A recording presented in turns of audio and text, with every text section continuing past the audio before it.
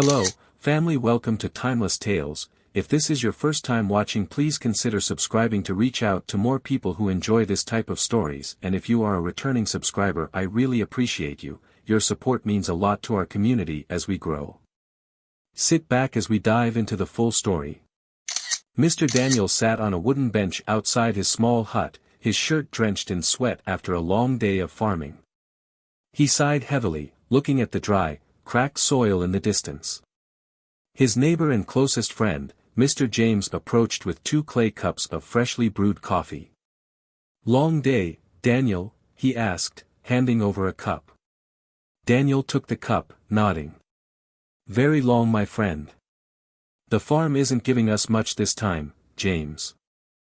I don't know how much longer we can survive like this. It's really very hard." James sat down beside him on the wood bench.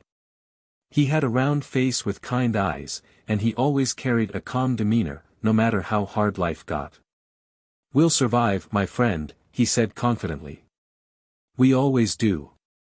Remember when the drought hit us 2 years ago? We made it through that, didn't we?" Daniel managed a weak smile. "Thanks to you. If it weren't for the sacks of maize you shared with us, my family might not have made it." "Don't mention it," James replied. "That's what friends are for. You've helped me plenty of times too." Their bond was one forged through years of shared struggles. Whether it was a failed harvest, sickness, or the challenges of raising children in poverty, they had always been there for each other. Just then, Daniel's son, Alex, ran out of the house, laughing as he chased a stray chicken. He was a lively boy of 8, with messy hair and a mischievous grin. A few moments later, a smaller girl appeared behind him. It was Rhoda, James's daughter, holding a small doll made of straw. She stopped shyly when she saw the 2 men watching. "Alex, stop teasing the poor chicken," Daniel called out, shaking his head. "And don't drag Rhoda into your trouble." James chuckled. "Leave them be. Kids need to be kids." He looked at Rhoda, who was now standing nervously, clutching her doll. "Go play, my dear," he encouraged. The 2 children ran off toward the fields near their home, their laughter echoing in the evening air. James watched them with a thoughtful expression in his mind. "They grow so fast," he said. "It feels like just yesterday they were learning to walk." Daniel nodded. "Before we know it, they'll be adults. Out in the world, chasing their own dreams." A silence fell between them, both men lost in their own thoughts. Then, James broke the silence with a surprising suggestion. "Daniel," he said, turning to his friend, "what if we made sure our children stayed connected, no matter where life takes them?"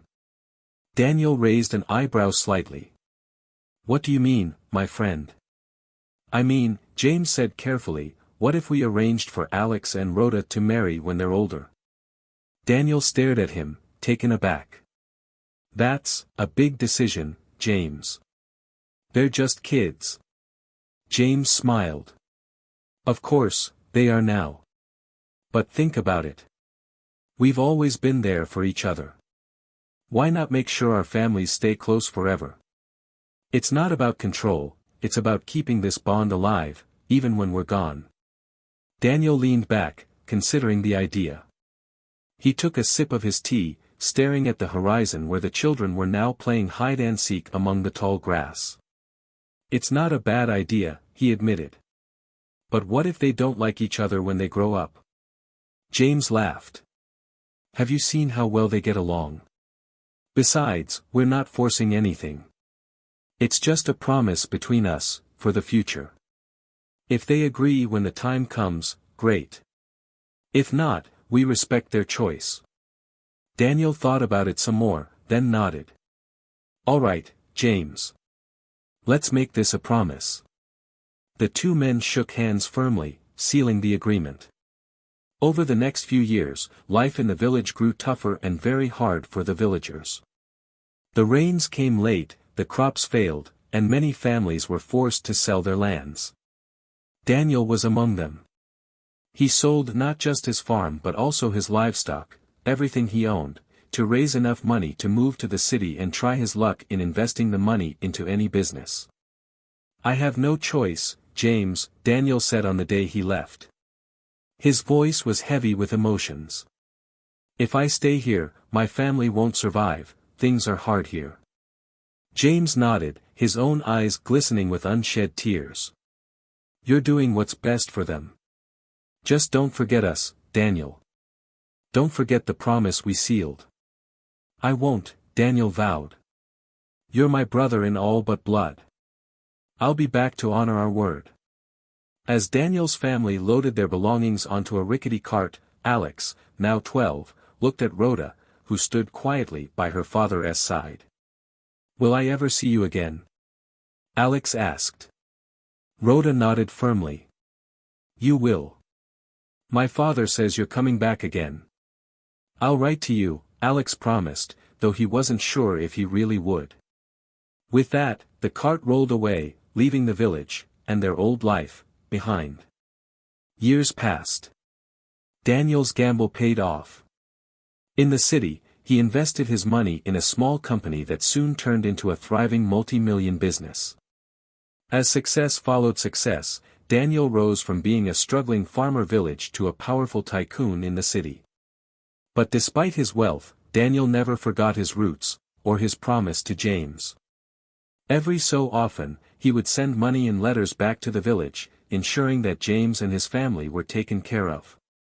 One day, as Daniel sat in his luxurious office, a photo of Alex on his desk caught his eye. His son was now 22, studying at an elite university and attracting admiration for his good looks and charm. Daniel smiled proudly but then remembered his promise.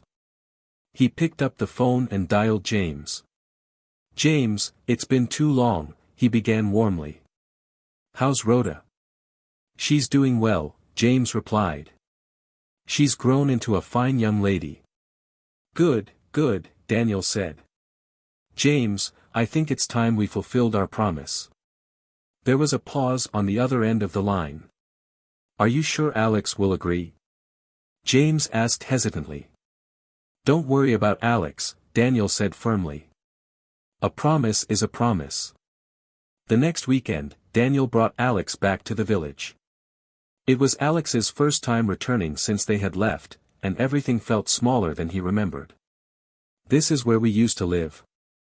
Alex asked, his voice tinged with disbelief. "Yes," Daniel replied. "This is where it all began." They reached James's house, where Rhoda greeted them with a shy smile. She was now 18, with a soft beauty and kind eyes. Alex noticed her but didn't think much of it. During dinner, Daniel finally brought up the subject. "James and I made a promise long ago," he said, looking at Alex and Rhoda. "We agreed that when the two of you grew up, you would marry." Alex froze, staring at his father. "What?" Rhoda's cheeks turned red, and she lowered her gaze. "It's our way of keeping this friendship alive," Daniel explained. "Rhoda is a good girl, Alex. You won't find anyone better." "But, father," Alex began, but Daniel cut him off. "It's decided, Alex. We've waited long enough." Alex felt trapped, his chest tightening with frustration. But he knew his father well enough to realize that arguing was pointless. Reluctantly, he nodded, though his heart wasn't in it. And so, the wheels of fate were set in motion, tying Alex and Rhoda together in a promise made long before they even understood what love meant. The church bells rang loudly, the small building was packed with familiar faces, all eager to witness the marriage of Alex and Rhoda. The air was filled with the scent of fresh flowers, and the soft murmur of the guests created a calm yet exciting atmosphere. Alex stood at the altar, his jaw tight and his hands clenched at his sides. He wore a sharp black suit, but his face betrayed no joy. Instead, his eyes darted nervously to the door. He felt trapped, a bird in a cage with no way out. "She's late," he muttered to himself. "Relax," his father, Mr. Daniel, whispered from behind him. "It's just nerves. Every groom feels this way." Alex didn't respond. He wanted to scream, to run out of the church and leave all this behind. But he couldn't. He had promised his father he'd go through with it, even if he didn't want to. Moments later, the doors opened, and everyone turned to look. Rhoda entered, dressed in a simple white gown. She looked beautiful, though her modest dress was nothing like the elaborate designs Alex had seen on the city brides he admired. Her eyes met Alex's for a brief moment before she quickly looked away, her cheeks flushing bright red. She walked down the aisle, her steps slow and careful, accompanied by her father, Mr. James, who looked proud and emotional. As she reached the altar, Alex took a deep breath, forcing himself to smile faintly. He couldn't deny she looked graceful, but his heart wasn't in this. The ceremony proceeded as planned by their parents. The priest spoke of love, commitment, and unity, but Alex barely listened. His mind wandered, imagining a life he felt was now slipping away from him. When it was time for their vows, Alex hesitated for a while. His voice wavered as he said, "I, Alex, take you, Rhoda, to be my permanent wife in my entire life." The words felt hollow, like someone else was saying them for him. Rhoda's voice, however, was steady. "I, Rhoda, take you, Alex, to be my husband," she said with quiet sincerity, her eyes glancing at him with a mixture of hope and uncertainty. After the wedding, Alex and Rhoda left the village for the city. Rhoda stared out of the car window as they drove away, her heart heavy. She had always dreamed of this moment, leaving the village and starting a new life, but she never imagined it would feel so lonely. Alex sat beside her, silent and distant. He barely looked at her, his gaze fixed ahead. When they arrived at the grand house in the city, Rhoda was overwhelmed. The mansion was enormous, with gleaming marble floors, high ceilings, and crystal chandeliers. She had never seen anything so luxurious in her life. "This is your home now," Mr. Daniel said warmly, patting her shoulder. Rhoda smiled politely, but she felt out of place. Everything about the house was intimidating, from the servants bustling around to the unfamiliar machines in the kitchen. She clutched her small suitcase tightly, feeling like a guest instead of a wife. The first few weeks were awkward. Alex barely spoke to Rhoda, spending most of his time at work or out with friends. When he was home, he seemed annoyed by her presence. One evening, Alex came home to find Rhoda cooking in the kitchen. She had prepared a simple meal, stew and freshly baked bread, just like she used to make in the village. She smiled shyly as she placed the food on the table. "I hope you like it," she said softly. Alex stared at the meal, his lips curling in frustration. "This is what you call dinner," he said sharply. Rhoda's smile faded. I thought it was good." "This isn't the village, Rhoda," Alex snapped. "We don't eat like peasants here. Next time, let the chef handle it." Rhoda bit her lip, holding back tears. She quietly cleared the table and returned to the kitchen, her heart aching. The situation grew worse when Alex began taking Rhoda to public events. He hated how she dressed, always in simple, inexpensive clothes. Even though he gave her money to buy fashionable outfits, she always returned with modest dresses. One evening, they attended a dinner party hosted by one of Alex's business partners. Rhoda wore a plain blue dress she had picked out herself, while the other women at the party were dressed in sparkling gowns and expensive jewelry. "Who is she?" someone whispered as Rhoda passed by. "Alex's wife," another woman replied with a smirk. "Doesn't she look out of place?" Alex overheard the comments and felt a surge of anger and embarrassment. He avoided Rhoda for the rest of the evening, leaving her to sit alone at a corner table. When they returned home, Alex exploded. "Do you have any idea how humiliated I was tonight?" he shouted. Rhoda flinched, her eyes filling with tears. "I didn't mean to embarrass you." "Then change," Alex yelled. "Stop dressing like you're still in the village. You're my wife now. Act like it." Rhoda nodded silently, her throat tight with emotion. Despite Alex's harsh treatment, Rhoda found comfort in small acts of kindness.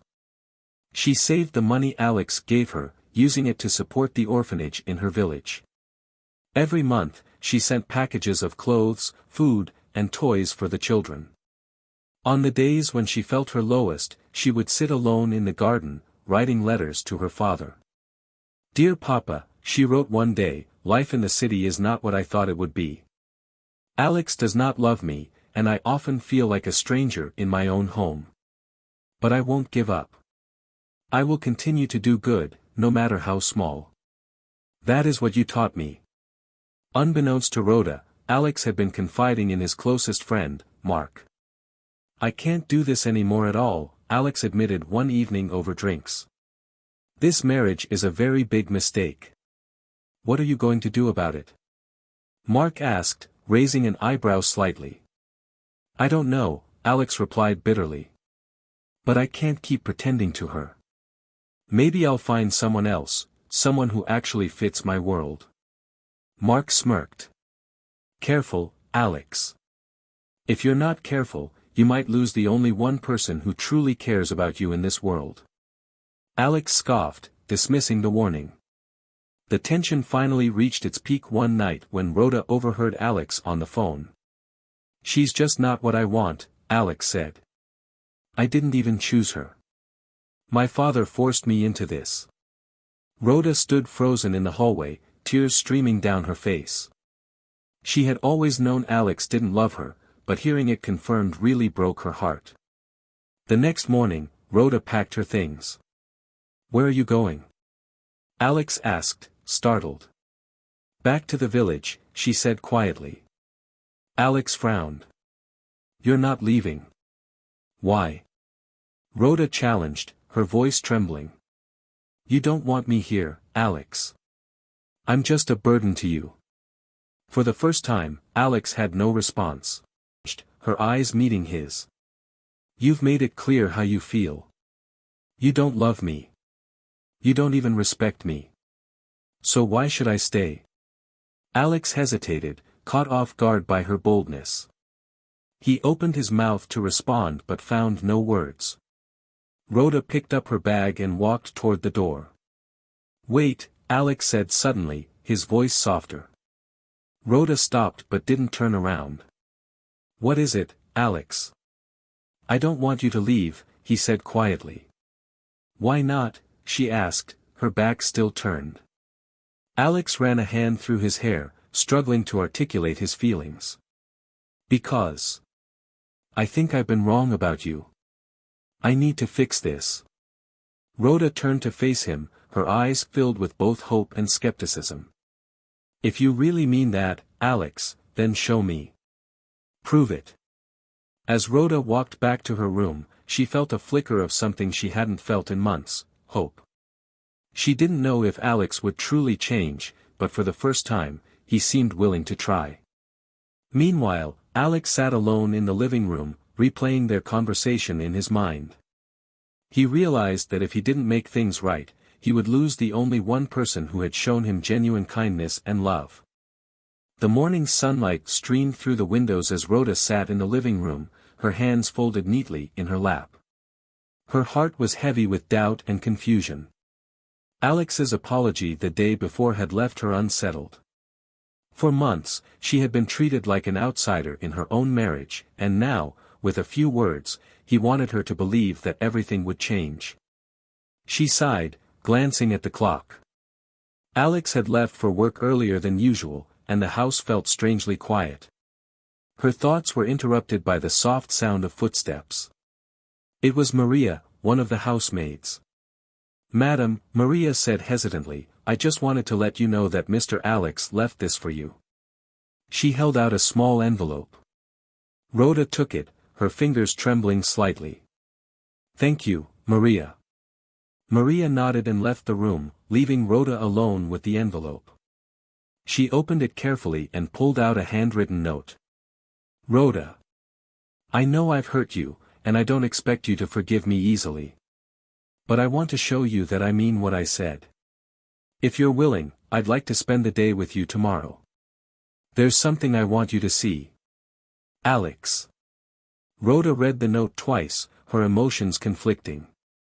Was this another attempt to ease his guilt, or did he truly want to make amends? She folded the note and placed it on the coffee table, unsure of what to feel.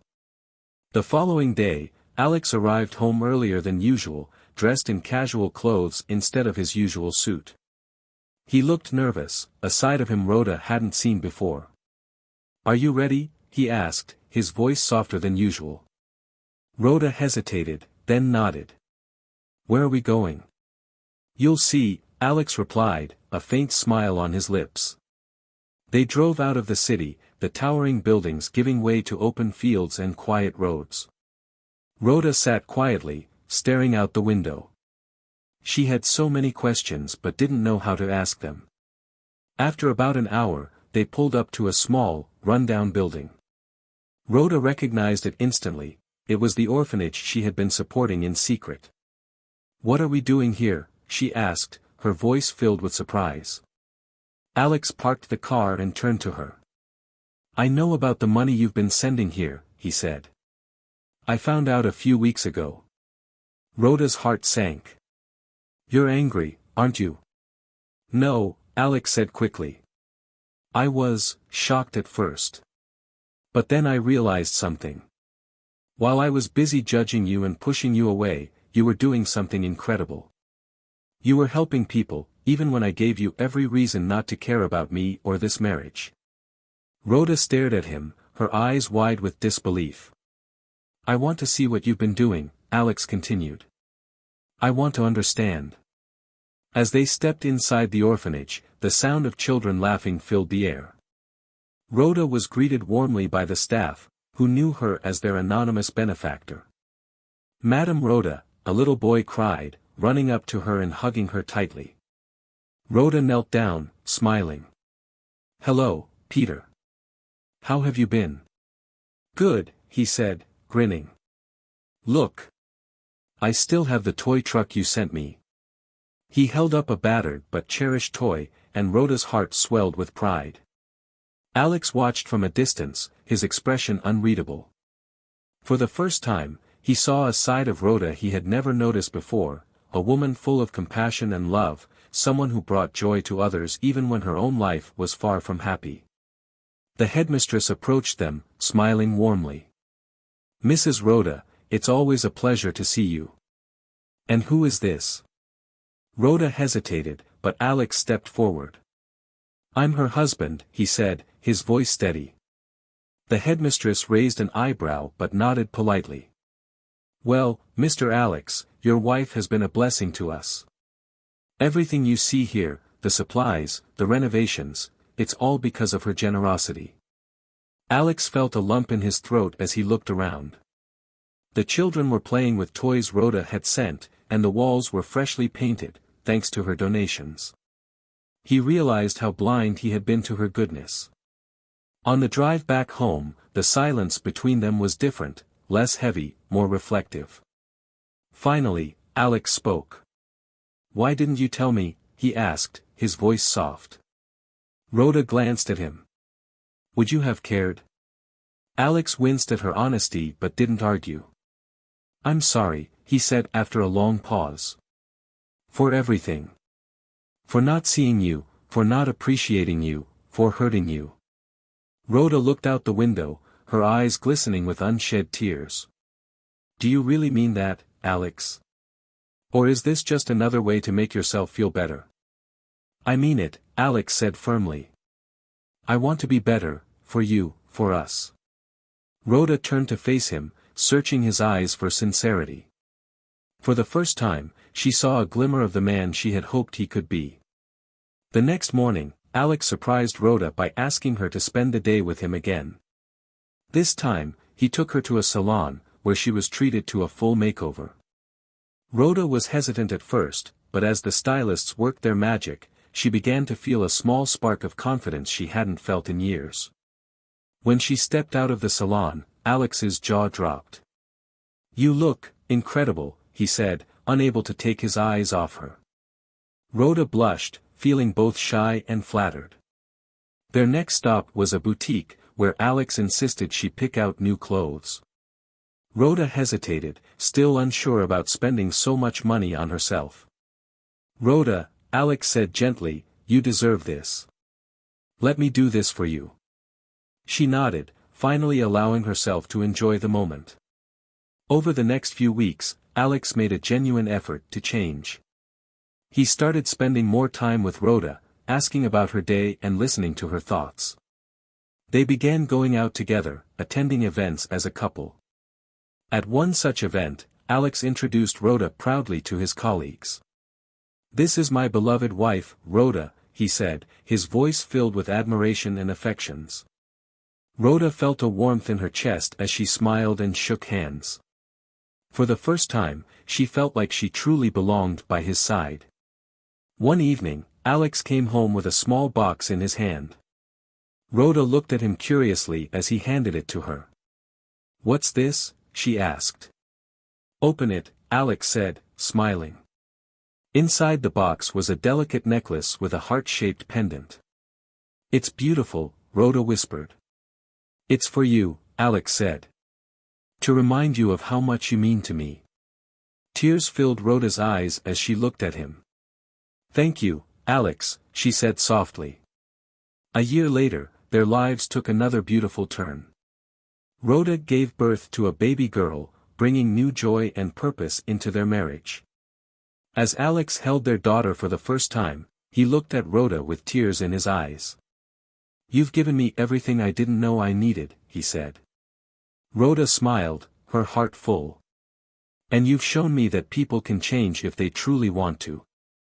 Their journey had been filled with pain and challenges, but they had found their way back to each other, proving that love, when nurtured, could heal even the deepest wounds. Moral of the story.